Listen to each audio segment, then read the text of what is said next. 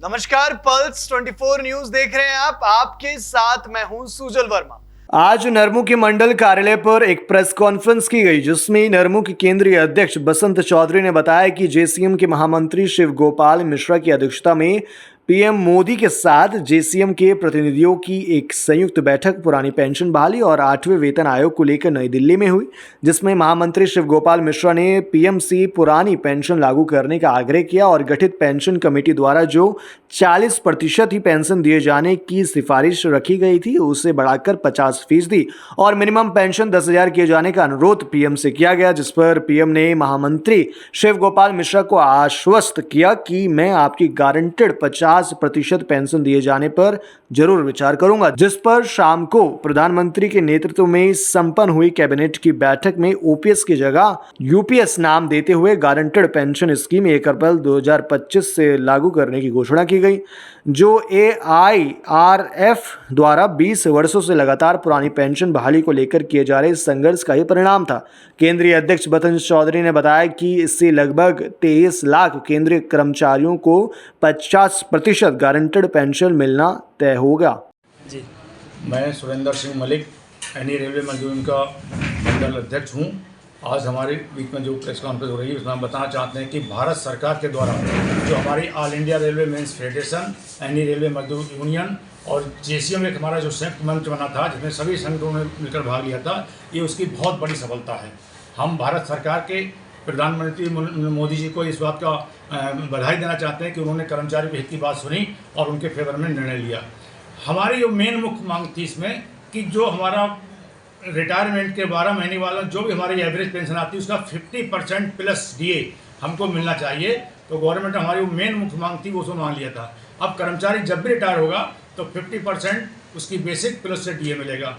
दूसरा, 114 के बाद जो भी हमारे कर्मचारी सेवानिवृत्त हो गए हैं उनके लिए भी एक ऑप्शन रखा है कि वो भी इसको अडॉप्ट कर सकते हैं। तो ऐसे कर्मचारियों के लिए भी उन्होंने ओपन खुला रखा है कि वो भी इसमें आके शामिल हो सकते हैं और ये 1 अप्रैल 2025 से इसको लागू होगा। उन्होंने दोनों ऑप्शन रखे हैं। अगर कोई कर्मचारी एनपीएस में रहना चाहता है, उस पर बाउंडेशन नहीं है, या यूपीएस में आना चाहता है तो दोनों ऑप्शन खुले हैं। केवल उसको एक ऑप्शन मिलेगा, वो यूपीएस में लेना चाहता है तो इसे यूपीएस अडॉप्ट कर सकता है।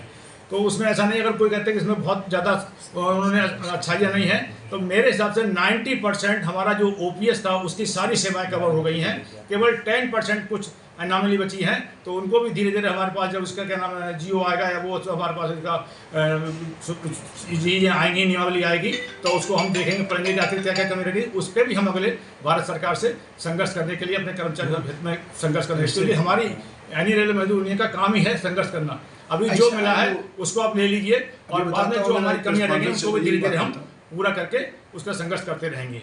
कब तक, कितने टाइम से आप संघर्ष कर रहे हैं? हम इसको लगभग हमारे जब 114 में हमारे पास जब 114 में हमारे ये एनपीएस लागू की गई थी एनडीए सरकार के द्वारा, तो उस समय लगभग ना के बराबर लोग थे इसमें। उसके बाद जब लोग धीरे धीरे रिटायर होने लगे तो उसकी विसंगतियाँ सामने आई। करीब 4-5 साल बाद ऐसा हुआ था जब उसमें न्यू पेंशन स्कीम लागू हुई थी। बीच में ही किसी कर्मचारी की अचानक किसी कारण से डेथ हो गई तो उसकी विधवा को कोई पेंशन इसमें नहीं थी, पारिवारिक पेंशन नहीं थी।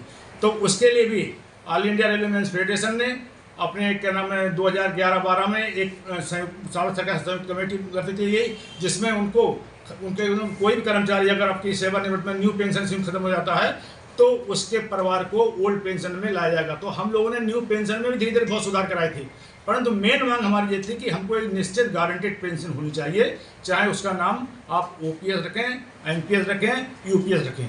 तो भारत सरकार ने यूपीएस रखा, तो यूपीएस में हमें ये सभी कर्मचारियों को स्वीकार है। जी सर, आपका नाम? मेरा नाम बसंत चौधरी है। मैं इंडियन रेलवे मजदूर यूनियन का केंद्रीय अध्यक्ष हूँ, all India railway men's federation का जनरल सेक्रेटरी हूँ और हिंद मजदूर सभा का उत्तर प्रदेश का वाइस प्रेसिडेंट।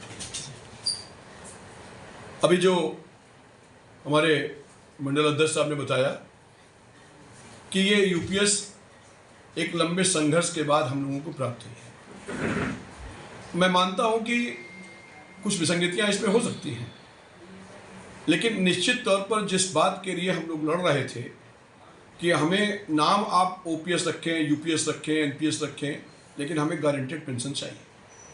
वो आज guaranteed pension all India railway men's federation के महामंत्री के प्रयासों से जिन्होंने स्वयं प्रधानमंत्री ने उनको आमंत्रित किया मीटिंग के लिए, और कॉमरेड शिव गोपाल मिश्रा जी ने उनके साथ उन्होंने बैठक की प्रधानमंत्री जी ने, और उसके बाद कैबिनेट की बैठक बुला करके उन्होंने इस फैसला करने का काम किया। तो ये एक सराहनीय कदम है भारत सरकार का भी, और हमारे संघर्षों का परिणाम है। निश्चित तौर पर ये लगभग 20 वर्षों से लगातार, जब से ये नई पेंशन योजना लागू हुई, हम लोग निरंतर संघर्ष, क्योंकि संशय की स्थिति, कोई भी कर्मचारी ऐसा नहीं था जिस कर्मचारी को गारंटी के साथ ये कह सके कि मैं सेवानिवृत्त होऊंगा तो मुझे इतनी पेंशन मिलेगी। ये एक संशय हर कर्मचारी के मन में था, और वह अपने भविष्य के प्रति सदा सशंकित रहता था। आज निश्चित तौर पर उस कर्मचारी को इस शंका से दूरी मिल गई कि आज हम रिटायर होंगे तो हमें इतनी गारंटेड पेंशन मिलनी है।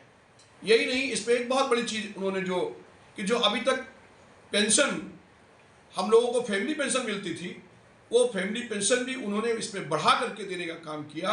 जबकि पहले हम लोग लड़ाई लड़ रहे थे कि साहब फैमिली पेंशन में से शामिल किया जाए, जो आप नई पेंशन योजना लागू करें उसमें फैमिली पेंशन का भी प्रादुर्भाव हो।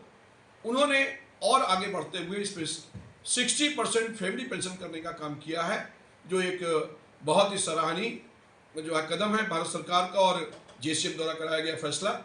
तो मैं पुनः भारत सरकार को और जेसीएम के अपने सारे घटक दलों को, और विशेष रूप से अपने महामंत्री कॉमरेड शिव गोपाल मिश्रा जी को कोटि धन्यवाद देता हूँ, आभार प्रकट करता हूँ कि आज उन्होंने हम लोगों को, रेल कर्मचारियों को ही नहीं, कल के सारे केंद्रीय कर्मचारियों को, जो 23 लाख के लगभग रेल केंद्रीय कर्मचारी हैं, और मैं समझता हूँ कि अगर राज्य सरकार भी उसमें शामिल हो जाएंगे तो लगभग 90 लाख जो है कर्मचारी इससे लाभान्वित होने का काम करेंगे। ये एक बहुत बड़ी उपलब्धि है।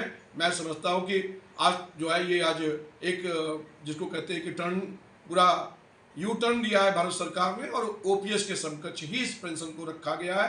थोड़ी बहुत जो कमियां 10% बची हैं वह भी हम लोग निश्चित तौर पर दूर कराने का काम करेंगे।